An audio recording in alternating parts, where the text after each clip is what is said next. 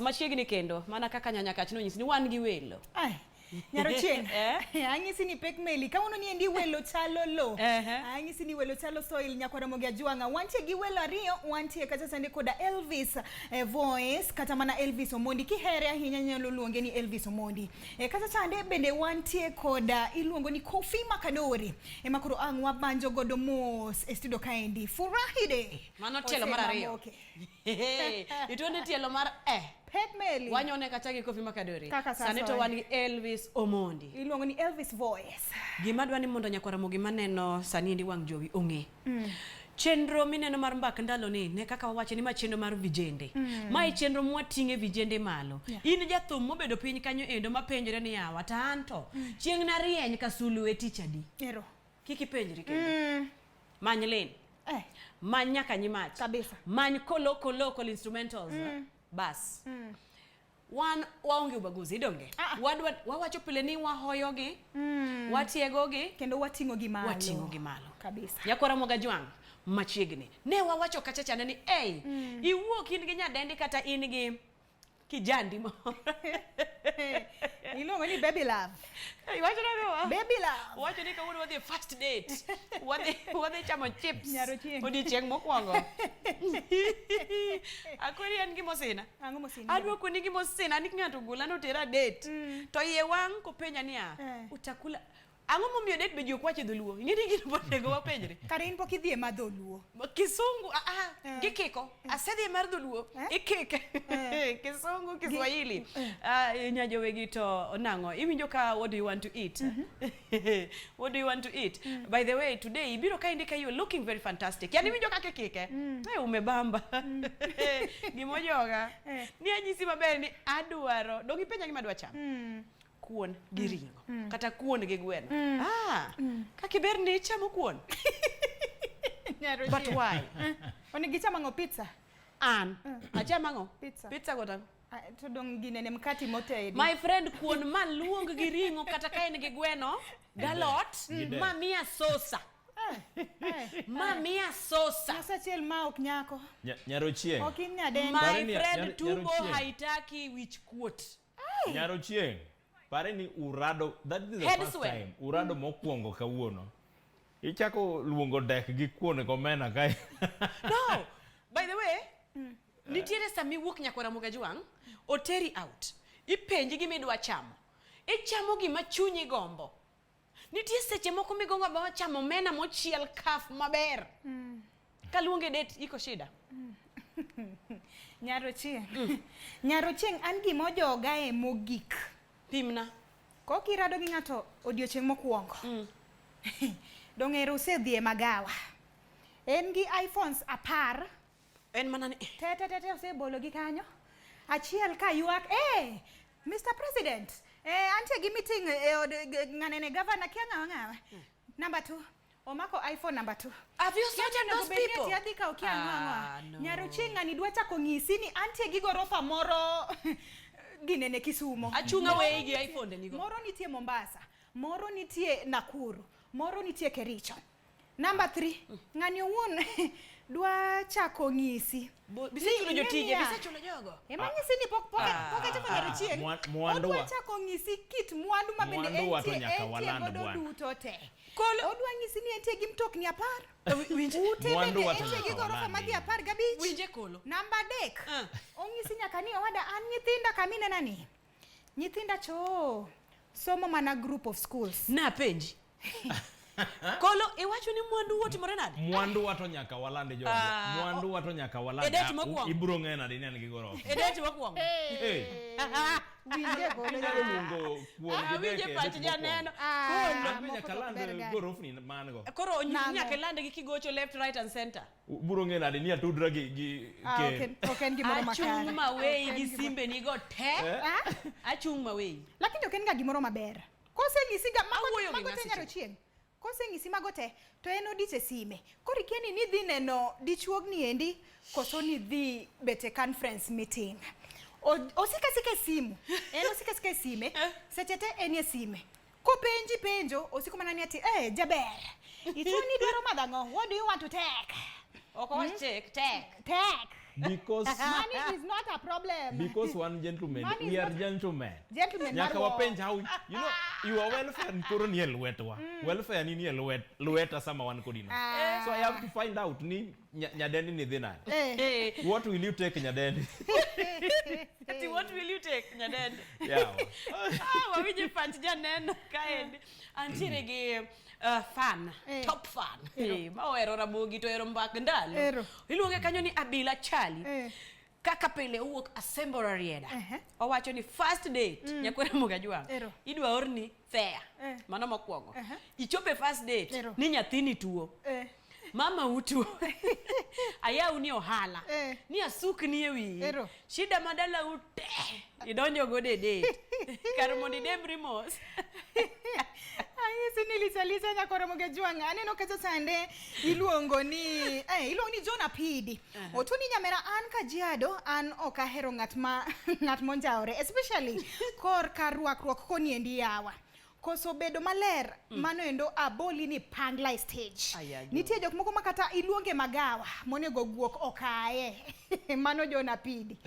Erokone nya Jona Pidi kuom paro ni kacha sande. Kola keni kuri wacho nano?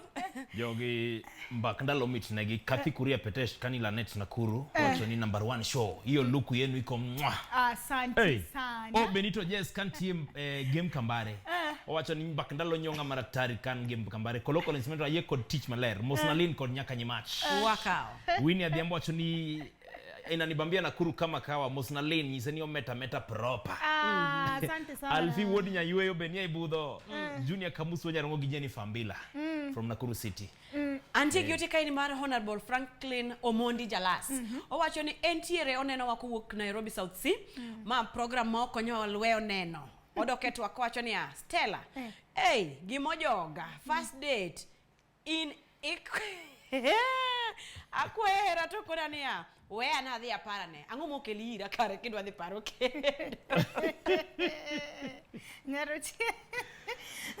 Ena mwana soma ne ote mabendo or kacha sande koda ilo ni Junior Kamuza manendo ward Nyarongo senior bachelor. Otuni nyanya kachel koda nyar kanyimach anenu we yono makare gimosi nae mogik. Nyathi manyako ma waromo kode kawuono king to gaso rumo. Gaso rumo ni itume pesa ya gas. Nyaroche. Kungu. Mano senior bachelor. Kungu Dominic Marawasi. Imora iwacho nango? Ni gaso rumo ya. Gaso rumo samibire kanyo. Samibire kanyo no endo gas no seri. Wanadate bwana. Sawa, Kungu Dominic Marawasi wacho ni entiere Kayole Nairobi. Owacho ni date kata romo mokuongo. Owacho ni en chieng' horruok, iwinje? Owacho gi dho wagunda kata kisungu ni just calm your nerves and compose yourself. Kata ka in kimbele kaka pile. Gik monego itim gin magi. Mokuongo, owacho ni kik item nyiso wuoyi ni ihero ngima mamalo. Ka in soda monyiew to madha nyawegi. Namba 2, kata ka in nyadandi malwete ber. To dikri kikichul gowi. Kikichul, ingetiere nyiri moko machulo bil. Omekula nini? Wacha nilive. Wacho ni kikutim mano. Mara dek. Kain dichuo. To we rock ni kwayo adhula. Iwinjo dikri. Kasara ni grounds weri. Ayot ne. Kwa romo the first day. Wan kikwa pande timbewa. Kingeni kiseyieng tikolo galaki kama. Kola we pando ni koridwa umo we pando timbe ni ma beda natural, Beda natural. Kija kwasirwa ka an kwaya. Correct. Wacha chani supo rema banya yude alot. Kata sosa be nyalo yudre kuon moro nitie. Kelna yawa. Lakini kolo kachel koda nyakanyimach. Gima bende onego bed ni wang'iyo matut ahinya odiochieng' mokuongo. Onego wabede jok magin jorotiro. Odiochieng' mako kirado gi ng'ato. Idwa ng'ise ni madam an gi magi. Ing'eni an gi pacha, an e pacha abonge ni manga momeo. Kiseng'ise ni in gi gorofa in gi mtokni madhi 20. Tigi wi mano ng'ama ng'isi ni omeo. Bang'e sama kiseng'ise ni ati koro jakababa. Gaso rumo. To chako ng'isi ni enoko ero nyithindo manyiri makwayo pesa. Mago what? Ma wuon gorofa. Ma wuon gorofa manyisi kama. Ma wuon gorofa ema complain ni enoko ero nyithindo manyiri makwayo pesa. Achayo. To kokurado to wacho ni en gi gorofni madhi ang'wen. Mtokni madhi adi? Lakini gik ma in moto eri tiende wacho first date. Wacha diera. Nitie gik minyalo wacho. Dichuo penje niya, nyanya kach to iberna. An bende wuod wegi toya iberna. Ineno ka wanyalo chako gimoro. Kanya wakete lwet Nyasaye to wanyalo. To apenji pimna nena in kod nyithindo. Kopenji tinyalo duoko. Werokni. Ng'amo nyisi ni ng'ane dwaro nyithindo. Nyaro chieng. Nyithindo en outcome mar hera. Yes. Ka ji ariyo. Koro nyaka udiscuss gino ka. Kopenji to wache. Kapok openji to demri mondo ing'ene ng'amo heri adieri ma jaratiro ko local instrumentals. Bro chako ni dichuo e wi ot. Dong mana adieri. Dichuo biro keti pindo kone ni anto an gi magi. By the way, ji okiaga, ji paroga mana ni ng'ata mobiro iri ni dwa kwayi wach hera, en ng'ama dwaro ni ukendru. That is a no. X gol mano. Nitie ng'ama dwara hera mar kawuono agombo bedo kodi kamoro, kawuono wachamie rumba kamoro. Ng'amo nyisi ni kanyisi ni no. Nyaro chieng ilose weekend ma chako nyiero nikech nitie jok moko marado kodi odiochieng' mokuongo. En ohero dwa dhako. Samo rado kodi odiochieng' mokuongo no endo nyaro chieng. Nikech koro ng'iew ni pelele, ong'iew ni gweno gi kuon. Bang'e koko chako penji ni to kare kawuono to watimo nang'o? Yo man. Wadhi nindo kure. Mane kaka so ye blacklist. Wadhi nindo kure to kokuromo odiochieng' mokuongo nyaro chieng. Ichamo gweno gi kuon. Tilute pelele moro. Sasa ni Bang'e to penji ni wadhi nindo Mariti dala, an bende mama Rita dala.